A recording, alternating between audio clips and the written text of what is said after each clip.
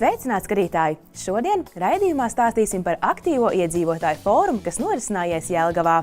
Būs iespēja iepazīties ar uzņēmumu Zaļā vaļā, bet raidījuma otrajā daļā ielūkosimies Emalijas izstādē, kas norisinās Siguldā, un noslēgumā, kā ierasts, aktualitātes no Tirdzniecības centra Valleta. Lejasciema pagasta meža ielokā atrodas mājīga ražotne Zaļā vaļā, kurā tiek liofilizēti produkti, radot veselīgu saldumu alternatīvu ar minimālu cukura daudzumu.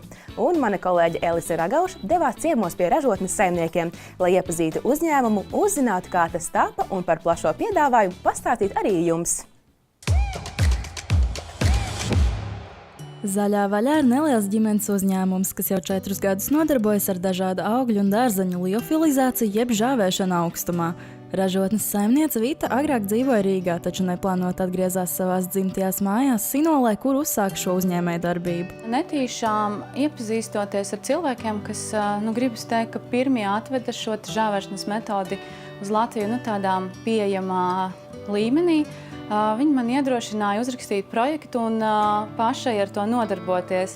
Un tā kā iepriekš es domāju, ka es vispār laukos neatgriezīšos, tad šis man bija tāds, pilnīgi kaut kas negaidīts, bet tās ašākās idejas, citreiz tās labākās, tā arī tas notika, ka realizēju projektu un atgriezos laukos. Tomēr kas ir uzņēmums bez nosaukuma? Šajā gadījumā tas ir vienkārši vārdu spēle. Tā es jūtos šeit, tādā meža ielokā, ka mēs bērni, arī man brālis un māsa, mēs augām pilnīgi savā vaļā no pārējiem bērniem, taisījām namiņus kokos, un līdz ar to Zaļā vaļā man asociēs ar tādu svaigumu, brīvību, bērnību, ar tādām košām krāsām un to, kas aug savā vaļā. Uzsākot uzņēmējdarbību, Vita atklāja, ka sākotnēji izvairījusies no eksperimentiem un fokusējās uz drošiem un pārbaudītiem produktiem. Tas bija cidonijas dzērvenes, kas arī šeit tūmā bija nopērkams, un tie tādi drošie produkti. Un šobrīd jau es sāku vairāk eksperimentēt kā agrāk, un arvien ir jāizdomā kaut kādas jaunas idejas, lai pārsteigtu cilvēkus, un tā man ir radies liofilizēts uzpūtenis, piemēram. Šobrīd uzņēmuma piedāvājumā ir aptuveni 18 dažādi produkti,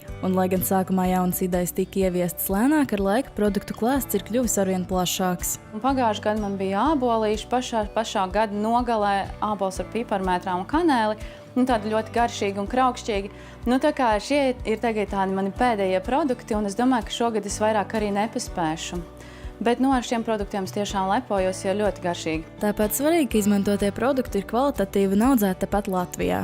Pārsvarā es audzēju visu pati, cik es varu izaudzēt, un produktus, ko nevaru, tos es iepērku. Un šobrīd 100%, gandrīz 100% audzētas manas ir zemenes.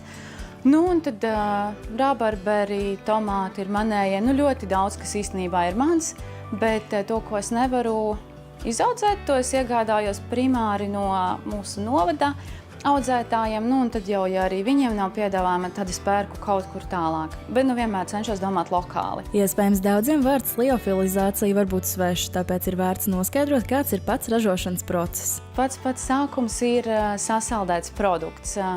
Pieņemsim to pašu zemeni. Sākotnēji es, kad nolasu, es nomazgāju, noņemu lapiņu un pēc vajadzības sagriežu sīkāk vai arī negriežu. Tad ielieku sasaldēt saldētavā jau, jo iekārta tāpat vispirms saldēs. Tad, kad produkts ir sasalis, tad es lieku iekšā iekārtā, kura vēl sasaldē līdz vajadzīgai temperatūrai. Un pēc saldēšanas tad ieslēdzas tā sublimācijas fāze, kuras laikā mitrums tiek atdalīts no produkta. Sublimācijas fāzi kontrolē pati iekārta, kas nolasa mitruma līmeni kamerā, un tad, kad tā redz, jūt, ka mitruma līmenis ir konkrēts, kā viņai ir iestatīts, tad pārslēdzas uz beigu žāvēšanu, kurā produkts jau tiek galēji izžāvēts. Un jau pēc pāris stundām kaltējot produktus šādā veidā tie nezaudē savu garšu, krāsu un formu, kā arī vitamīnu zudums ir minimāls un tie kļūst kraukšķīgi. Turklāt visiem, kuri vēlas iepazīties ar liofilizācijas procesu un pašiem izmēģināt roku produktu tapšanā, ir aicināti doties ekskursijā. No pagājušā gada novembra es sāku pieņemt pie sevis ciemos, gribas visus mīļi saukt par ciemiņiem, jo man ļoti patīk izglītot pārējos par to, kas ir šis produkts vispār, cik sarežģīta vai otrādi tieši vienkārši ir ražošana un cik tā ir laikietilpīga un cik ļoti liels roku darbs tas ir. Tāpēc es pieņemu ciemos uz ekskursijām. un minimālā cilvēku skaita nav, ir maksimālais cilvēku skaits. Bet var pieteikties zvanot, rakstot WhatsAppā, rakstot uz e-pastu, un tas man ir tiešām tāds ļoti liels prieks un gandarījums, kad atbrauc ciemos, un cilvēki aizbrauc projām ļoti smaidīgi, apmierināti, uzzinājuši ko jaunu, padarbojušies un vēl padegustējuši visu garšīgo.